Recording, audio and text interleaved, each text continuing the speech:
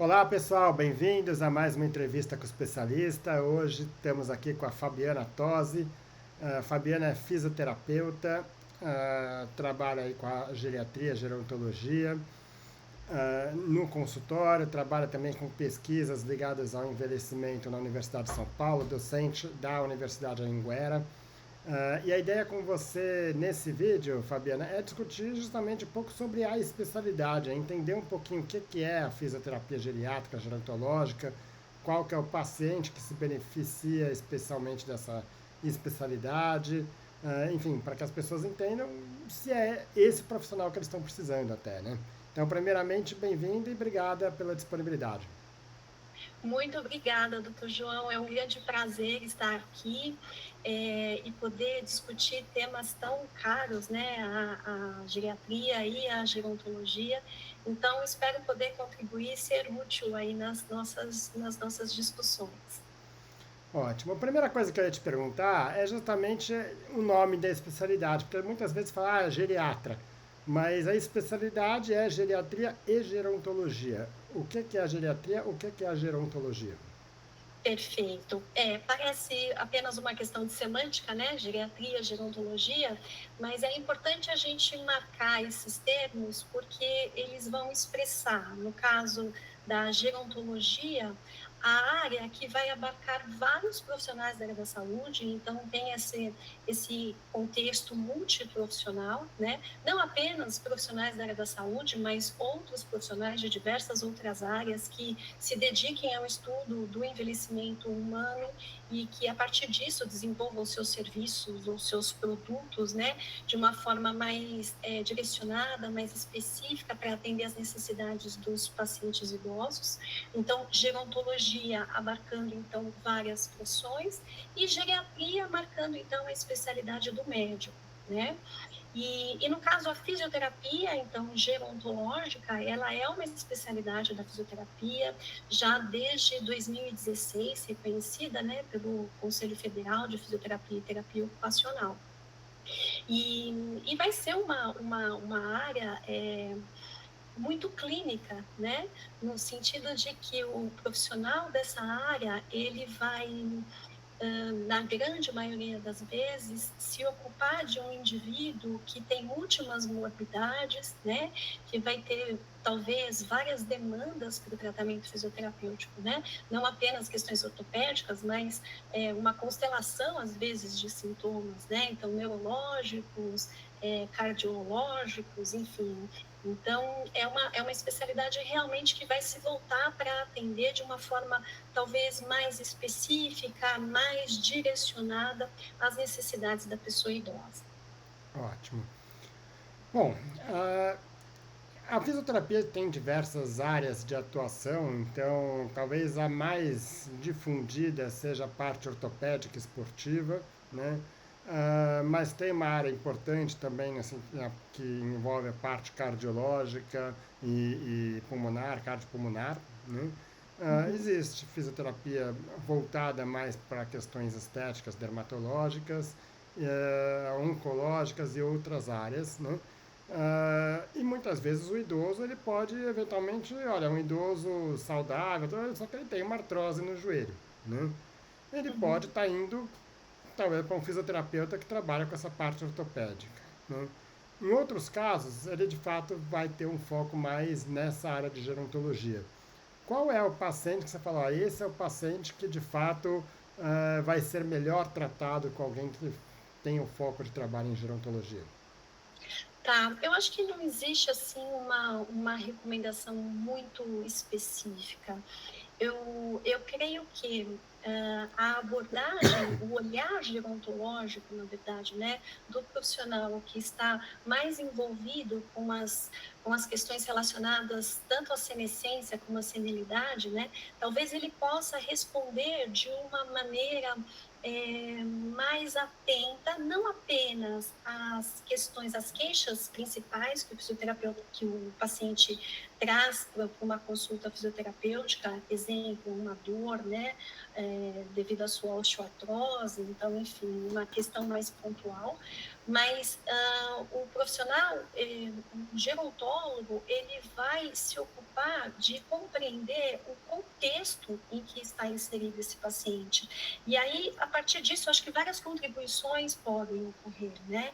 Por exemplo, pacientes, pessoas acima de 60 anos, a gente já, de acordo com o último guideline, né, mundial, que nos trouxe contribuições importantes para a questão de quedas, ele já nos orienta de que não existe risco zero de queda quando a gente fala de pessoas acima de 60 anos, né?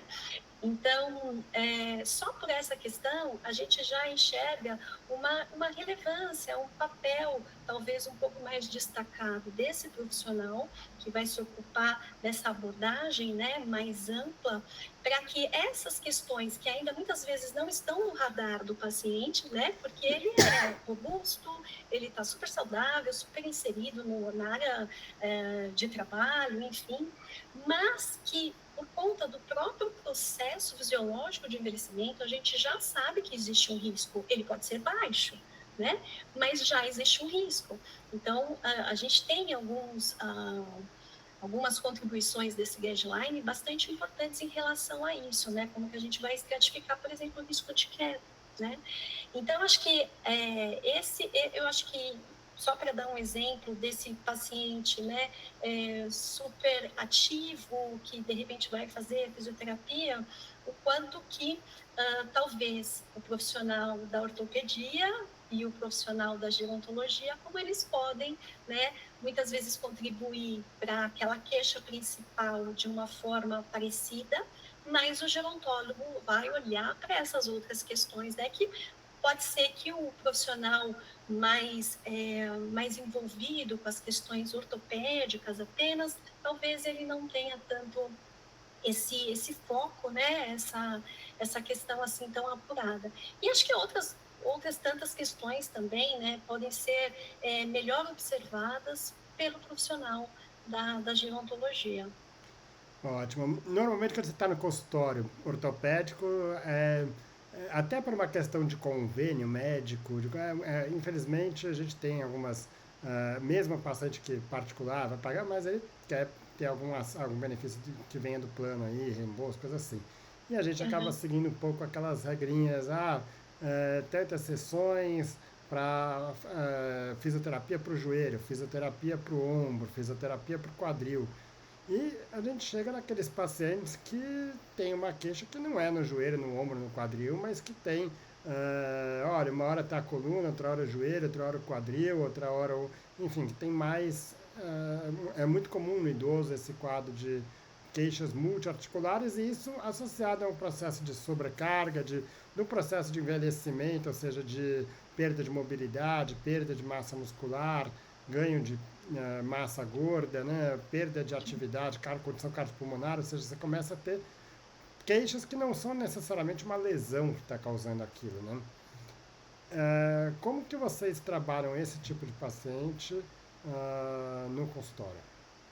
Certo. Essa questão que você trouxe, né, especialmente assim dos pacientes assistidos pela saúde suplementar, né, acaba sendo desafiadora, né, porque você muitas vezes tem uma recomendação vinda do médico e obrigatoriamente para que você tenha a cobertura do seu sistema de saúde, do seu plano de saúde, você tem que ter necessariamente uma indicação médica, né?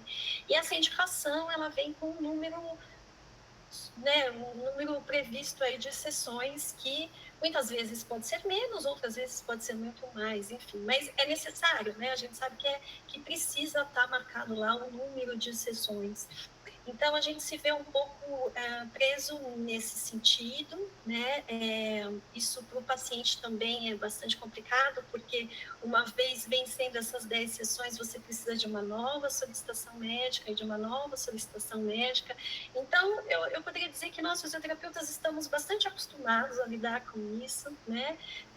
No sentido de que os nossos relatórios, eles precisam cobrir muitas vezes não apenas aquela indicação que em princípio foi apontada pelo médico, mas a partir da nossa avaliação, né, apontar esse diagnóstico fisioterapêutico, que aí vai trazer múltiplas, muitas vezes, né, necessidades do paciente. Então, aquela queixa primeira, né, aquela que originou, né, todo o encaminhamento à fisioterapia, ela vai ser, a ela vai ser adicionado vários outros, né, várias outras questões que talvez também necessitem de intervenção e de tratamento. E o fisioterapeuta, então, vai ter que estar redigindo, né, esse relatório bastante completo, para que o paciente possa se valer do seu sistema do seu convênio, muitas vezes, né, para custear o seu tratamento. Legal, Na rede de saúde pública, as coisas já são um pouco mais. não, não, mas o que eu quis dizer, mais perguntando isso, era porque, no fundo, ali você não vai fazer uma fisioterapia para o joelho, você não vai fazer uma fisioterapia para quadril, você vai fazer um processo de reabilitação postural, física, mais global, né? Pelo que eu entendo, a abordagem tem que ser um pouco mais global e não focado numa queixa. A queixa específica ele vai muitas vezes para o fisioterapeuta ortopédico, né? Agora o geriátrico ele pode até atender esses pacientes, mas como regra geral o que vai fazer a diferença é aquele que tem um quadro que ele não tem uma dor por causa de uma lesão, ele tem um quadro que é um pouco mais complexo, né? Ele pode vir com uma queixa bem pontual, ele pode vir com uma dor agudizada, né? E ela vai ser tratada. Então, ela vai, especialmente num primeiro momento, onde a dor, muitas vezes, ela domina, né, toda a situação.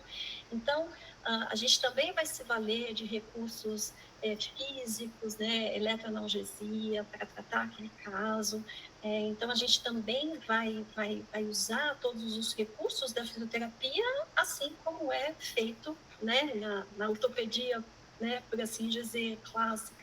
Então, a gente vai abordar da mesma maneira, mas a gente vai olhar para todo esse ambiente onde o indivíduo está inserido, né?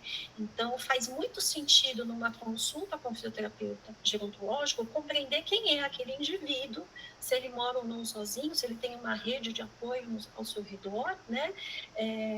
Enfim, acho que esse olhar é que traz um benefício, digamos assim, adicional para que a qualidade de vida daquele indivíduo possa ser melhorada, né?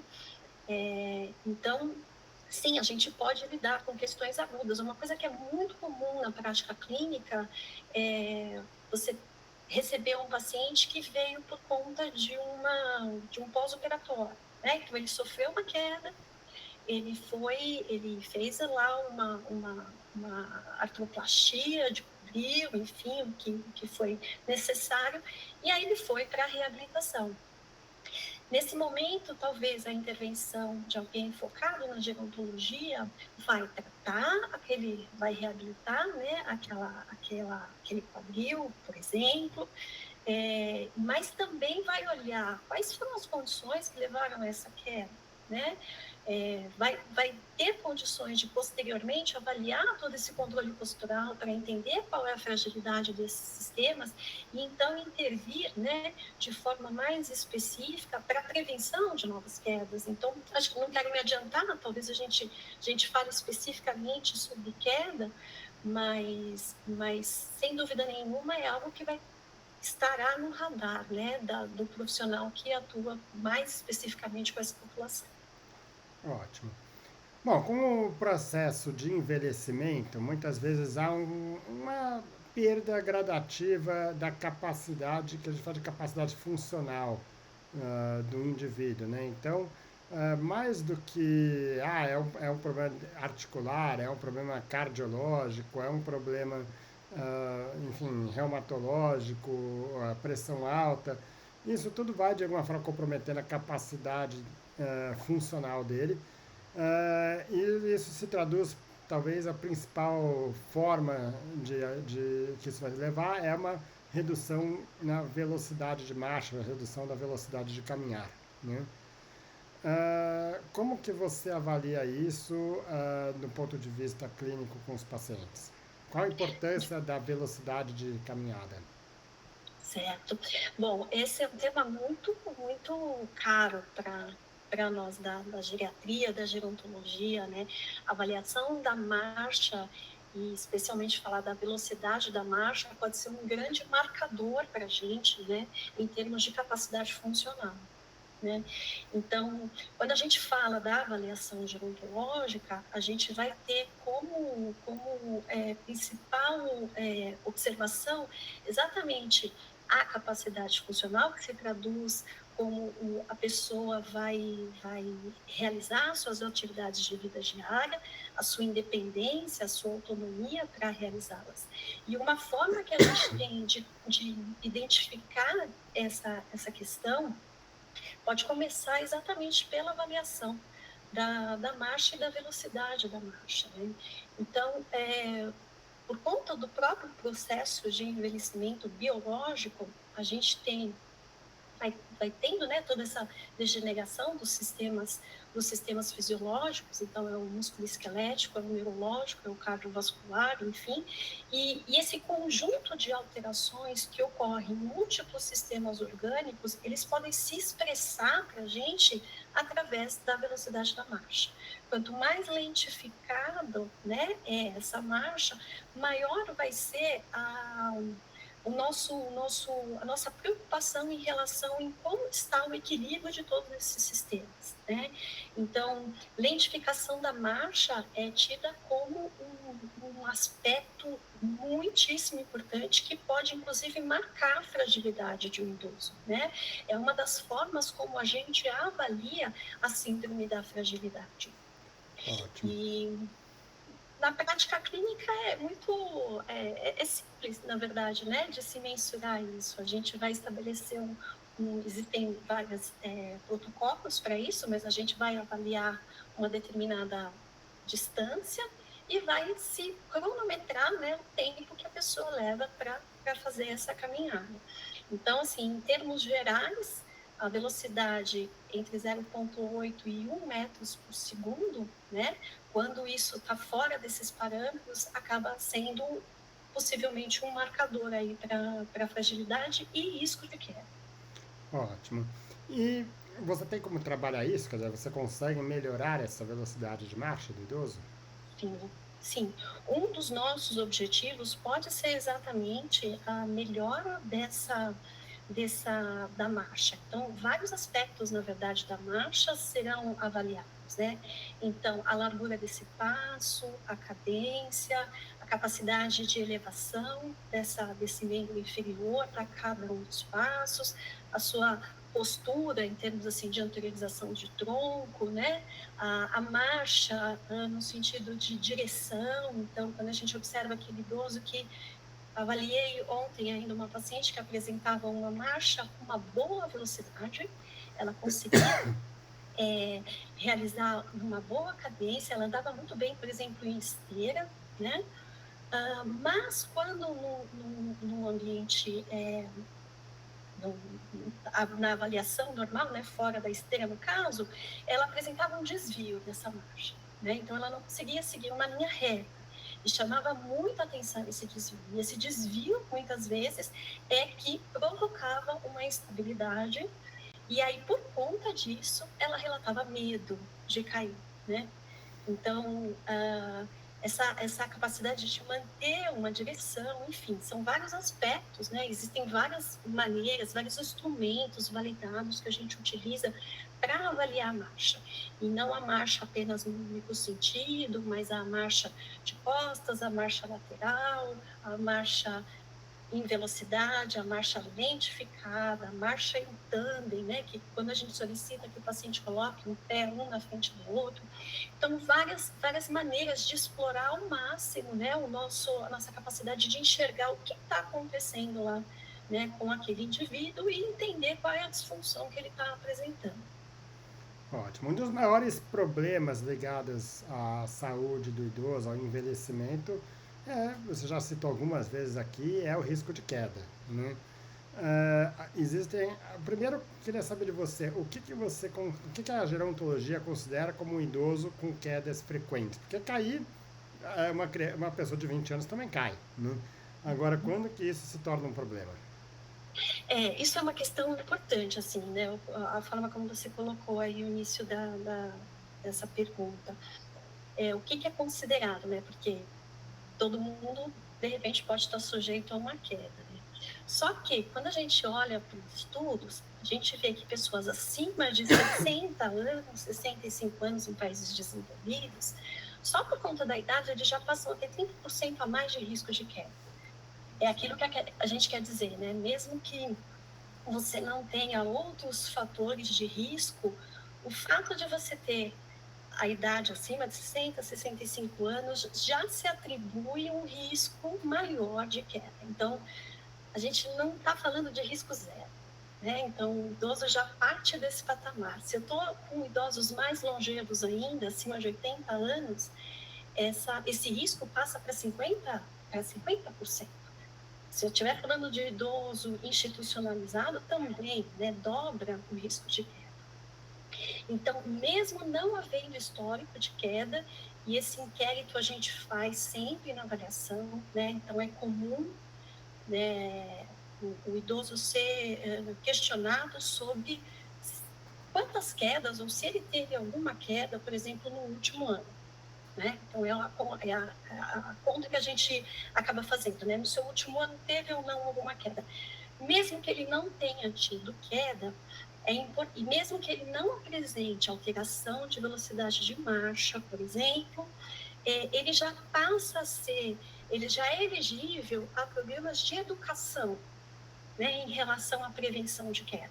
Então, ele já deve receber orientações, tanto a respeito de controle de ambiente, como também de orientação sobre ser um indivíduo ativo, né? Cuidar desse envelhecimento saudável, né? Que envolva prática de atividade física. Já os idosos que caem uma vez, ele vai desenvolver também, ele vai ter um aumento de chance de cair de novo. Então, o fato de você ter caído uma vez já eleva o teu risco para uma nova queda. E os idosos chamados caidores, eles acabam tendo multiplicado o seu risco para cair, né? E serem passado, a gente passa a chamar de idosos caidores, né? Aqueles que caem repetidas vezes.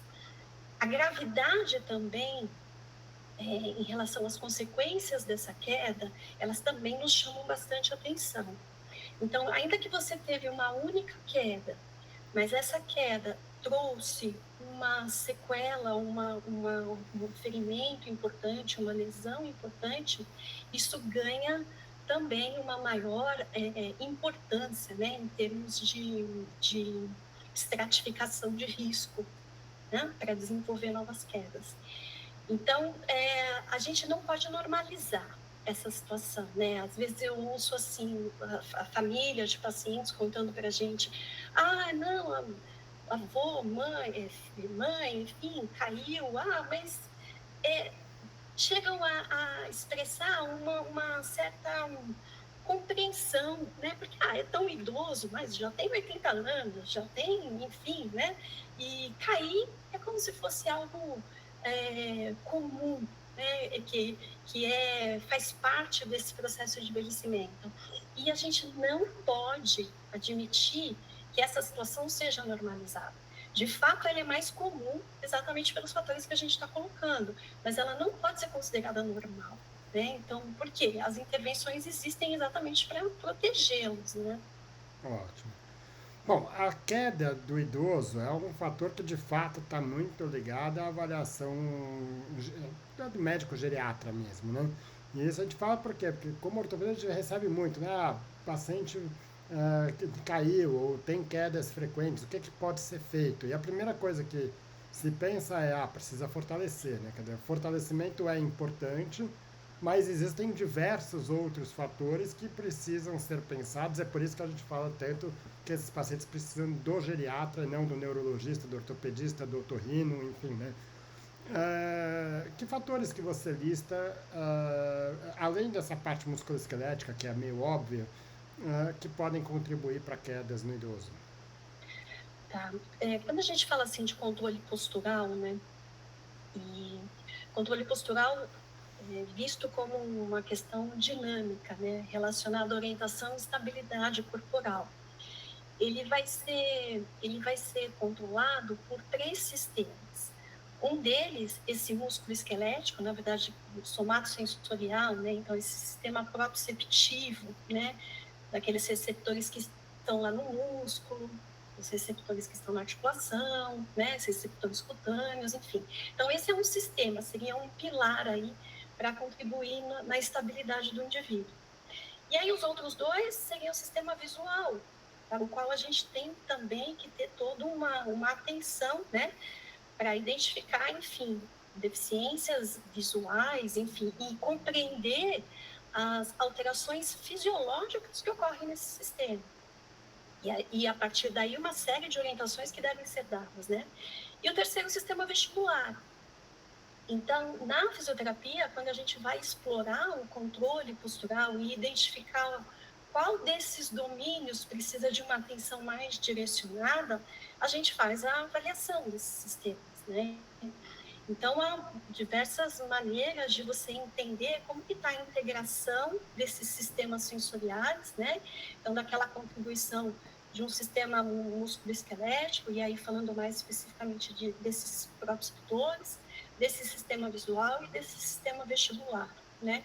E cada um deles é necessário que dê a sua contribuição para a estabilidade do indivíduo, né? Então, na fisioterapia, a gente faz essa abordagem e treina, né? Evocando mais ou menos um desses sistemas para poder criar melhores adaptações para cada um deles, né?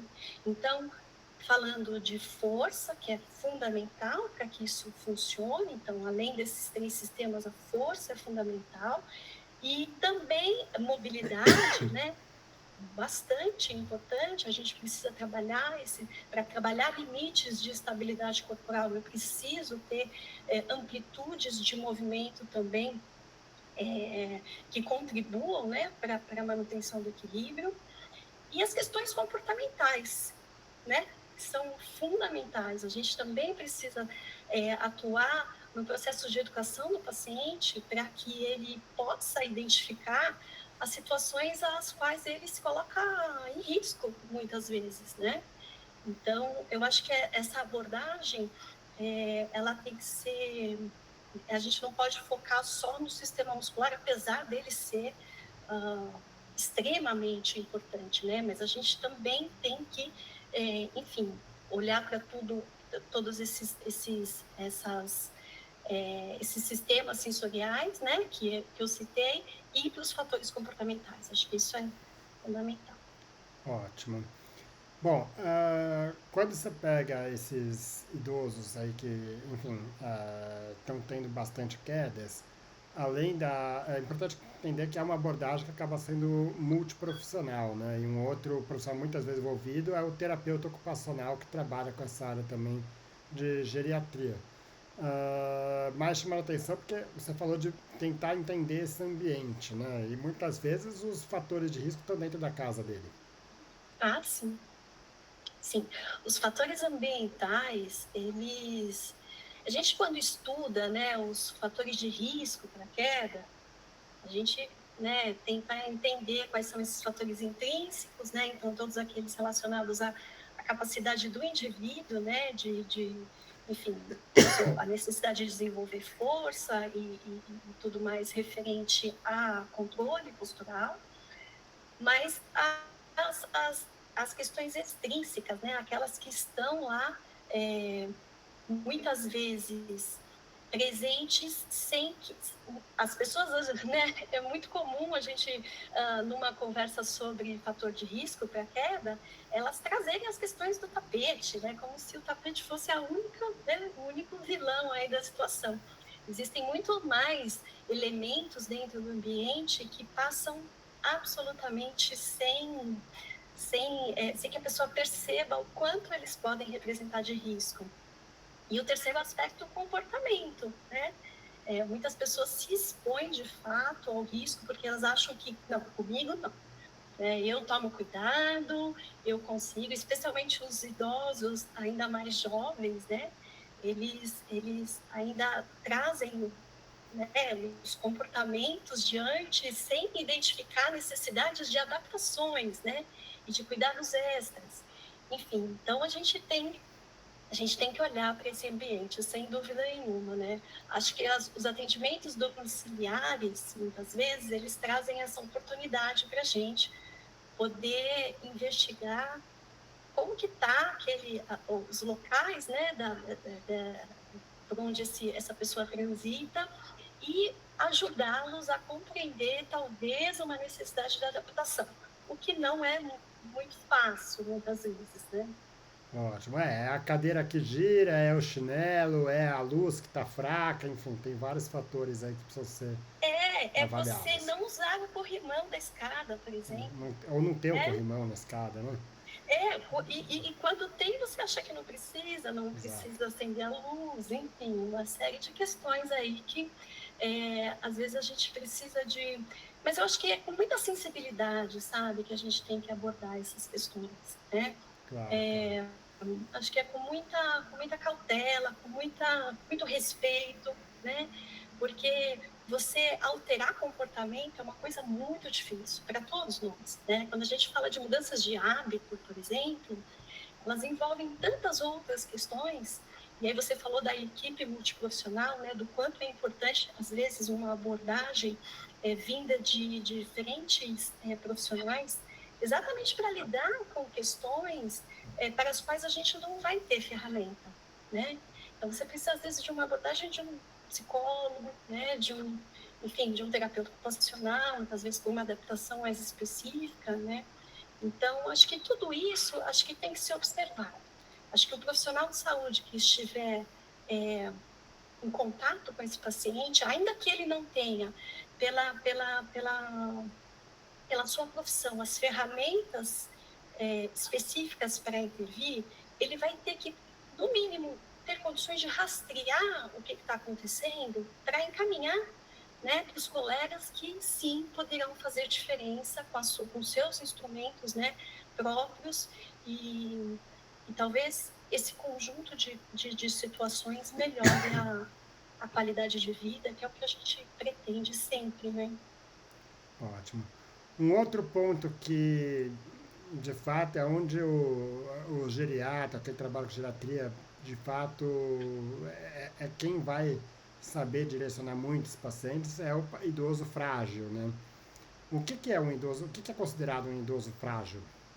Certo. Bom, esse termo fragilidade, ele não é só um adjetivo, né, que a gente usa para expressar a condição de vulnerabilidade de uma pessoa, né? Ele é uma síndrome geriátrica bastante importante, né? Então, síndrome da fragilidade. E ela vai ser marcada por alguns critérios que a gente chama de fenótipos, né? Ou seja, a gente consegue enxergar, né, essa fragilidade através de algumas questões.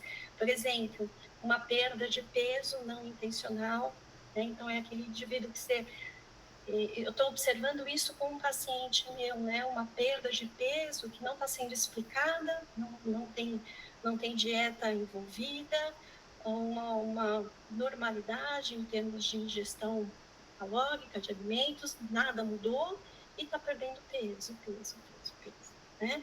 Aí a gente observa que o idoso, né, no caso frágil, ele também apresenta uma baixa de resistência bastante importante, né?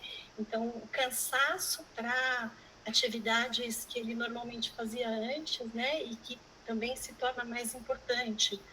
A diminuição de força, que é bastante relevante, né?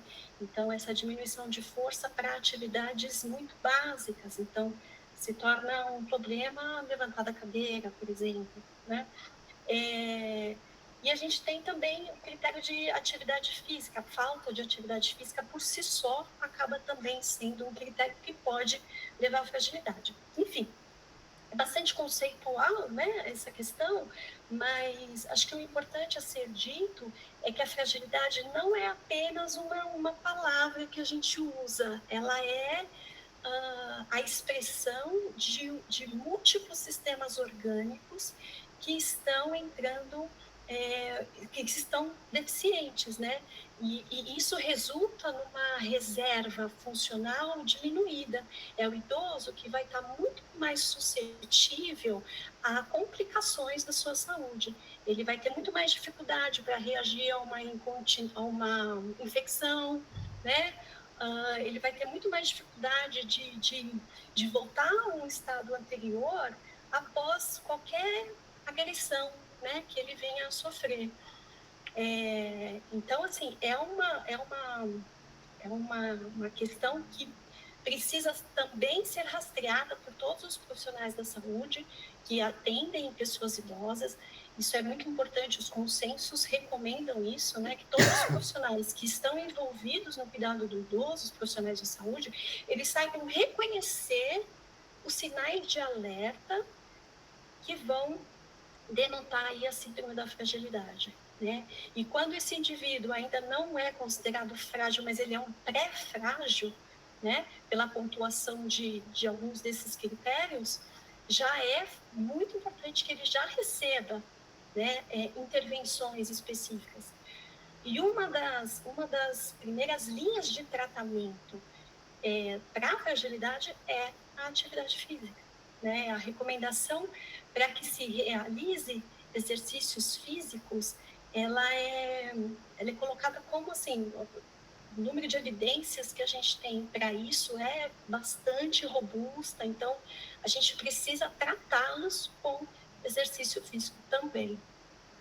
Ótimo. E aí é muita parte funcional, né? É aprender, treinar para levantar a cadeira, treinar para descer, subir escada, treinar para, enfim, uma série de situações do dia a dia. Até atravessar um farol vermelho pode ser um problema, né? Nessas.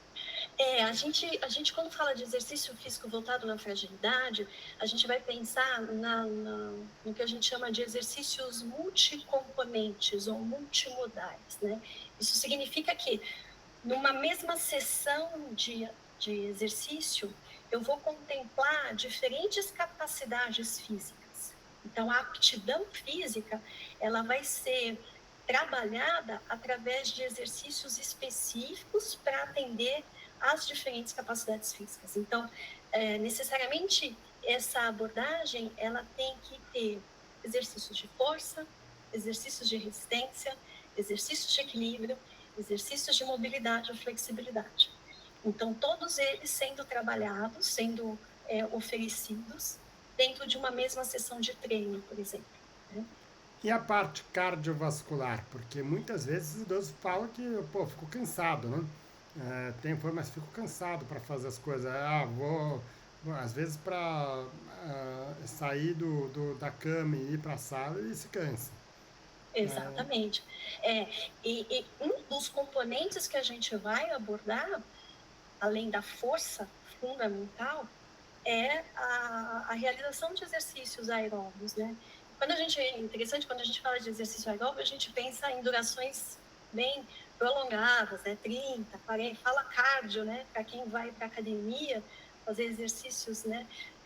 Nessa modalidade, ele vai pensar em exercícios bem prolongados, né? Cíclicos, enfim. E quando a gente está com pessoas cuja a resistência é tão baixa, às vezes 5 minutos, 6 minutos, né? 10 minutos, eles podem ser já o início de um treinamento que vai melhorar esse sistema cardiovascular, né? Então, é, sem dúvida nenhuma, é fundamental que essa abordagem seja contemplada dentro desse planejamento de treino, né? De treino físico, de treinamento físico. Tá, isso, vamos dizer, o fisioterapeuta vai fazer isso, e não é contratar um personal trainer aí. Eu creio que para que possa ser um indivíduo frágil seja acompanhado, eu acho que a participação de um fisioterapeuta é importante. Não que o profissional da educação física também não possa fazer parte dessa equipe multiprofissional, se houver essa possibilidade, né? Eu acho que todos os profissionais da saúde podem trazer a sua contribuição, mas talvez o fisioterapeuta seja aquele que vá contemplar todas as necessidades, né? Eu acho que talvez isso faça com que outros profissionais podem certamente participar, mas acho que o fisioterapeuta é importante que ele esteja inserido nesse contexto, né? Ótimo. Bom, além da fragilidade, existem diversas condições de saúde comuns na população idosa, mais comuns na população idosa, e que de alguma forma podem impactar num programa de reabilitação. Às vezes não é nem o foco principal da chegada dele no consultório, mas, por exemplo, você tem paciente certamente no consultório que já teve infarto, que tem uma insuficiência cardíaca, ele está com queixa de dor, né? Ele está com uma queixa de que ele não consegue mais ter uma funcionalidade que ele tinha. Como que você trabalha especificamente essas questões cardiológicas no paciente com uma queixa comum no idoso? É, isso é muito comum, né? A gente vai ver é, o paciente chegando, é aquilo que a gente mencionou anteriormente, né? Ele vai chegar com uma queixa direcionada, mas aí rapidamente você vai identificar outras tantas necessidades, né? Então, ele talvez venha com uma questão aguda, mas com uma série já de doenças, né, instaladas. Então, é o paciente que tem um histórico prévio de revascularização do miocárdio, um paciente DPOC, um paciente com câncer, ou que já teve, né, um histórico de tratamento de tumor maligno, é aquele paciente que às vezes ninguém nunca contou para ele, ele não sabe o que é síndrome de fragilidade, mas ele tem esse diagnóstico, ou é o paciente que já teve um AVC, então ele já chega com as sequelas dessa doença neurológica, né? E aí ele chega para você com tudo isso, mas com uma queixa específica para ser tratada, por exemplo, né? Então, é aquilo que a gente mencionou, a gente vai olhar para todas essas questões. E respondendo a sua questão, né, como que a gente trata especificamente essas questões cardiovasculares, né? A gente vai abordar com os exercícios, a gente chama dos exercícios aeróbios, aqueles que a gente vai tentar realizá-los por um tempo maior, só que com uma intensidade mais baixa, né? Então, diferentemente dos exercícios de força, onde a gente vai sim usar intensidades mais elevadas, nos exercícios com essa característica aeróbia, a gente vai usar intensidades mais baixas, então a gente vai normalmente trabalhar com um parâmetro de frequência cardíaca, né? Então, a frequência cardíaca vai ser um marcador importante para a gente estabelecer qual vai ser a intensidade do exercício. Então, muitas vezes a gente trabalha com 50, 70, né, por cento dessa frequência cardíaca máxima. E aí a gente chega nessa frequência cardíaca máxima através de alguns métodos, né, fórmulas, enfim, teste ergométrico, que não é frequente, mas às vezes o paciente teve que fazer um teste ergométrico, e a gente tem, a partir de lá, né, uma referência de frequência cardíaca, enfim, mas a gente vai monitorar, a gente vai gerenciar o aumento da carga, né, ao longo do tempo, a partir, por exemplo, desses critérios, né, de frequência cardíaca. Claro que outras questões hemodinâmicas são importantes também, né, pressão arterial, enfim, e cansaço, nível de cansaço, enfim, mas a gente vai estabelecer um programa onde a evolução dessa carga seja contínua, né, seja melhorada ao longo do tempo e priorizando, sim, sem dúvida, esse tipo de abordagem. Ótimo. E é interessante que muitas vezes eles vêm com um diagnóstico de artrose, no fundo você tem que fazer tudo isso que você está falando, né? É, Ah, Um último ponto, mais uma vez pensando nas comorbidades, são os problemas cognitivos no idoso. Então, muitas vezes, num primeiro momento, aquela a perda cognitiva leve, que não interfere tanto no dia a dia do paciente. Alguns pequenos ajustes tendem a ser suficiente, até os quadros de fato demenciais, né? Ah, e aí, muitas vezes, pô, você tem que trabalhar ali com um paciente que tem uma demência, teve uma queda e uma fratura de húmero. E aí? Exato, é. É uma situação muito comum, né? É bem lembrado, os pacientes com demenciados, né? É, é bastante comum, sabe, doutor João, a gente ter exatamente isso tudo e mais um pouco no indivíduo que vai ter que ser contemplado em toda, né, em toda a sua, em todos esses âmbitos, né? Os pacientes com demência, eles são normalmente, assim, um capítulo à parte em termos de abordagem, né? Quando ainda num caso inicial, onde uh, eu ainda consigo acessá-lo, onde ainda há um nível de compreensão, as coisas seguem como a gente tem comentado agora, né? Agora, quando eu já tenho estados mais avançados, onde a comunicação já é bastante deficiente, né? Onde esse paciente realmente já começa a entrar num quadro de imobilismo, né? Onde o comportamento sedentário é extremamente elevado. Aí a nossa abordagem também vai ter que ir mudando de acordo com isso, né? Então, são estratégias diferentes que a gente vai ter que estabelecer, vai ter que ter um contato muito afinado com os cuidadores envolvidos, né, com o entorno daquele paciente. Então, a gente vai ter que ter familiares e cuidadores, sejam cuidadores profissionais ou não, né, mas essa vai ter que ocorrer uma parceria, né, em relação aos cuidados que vão ser prestados a essa pessoa.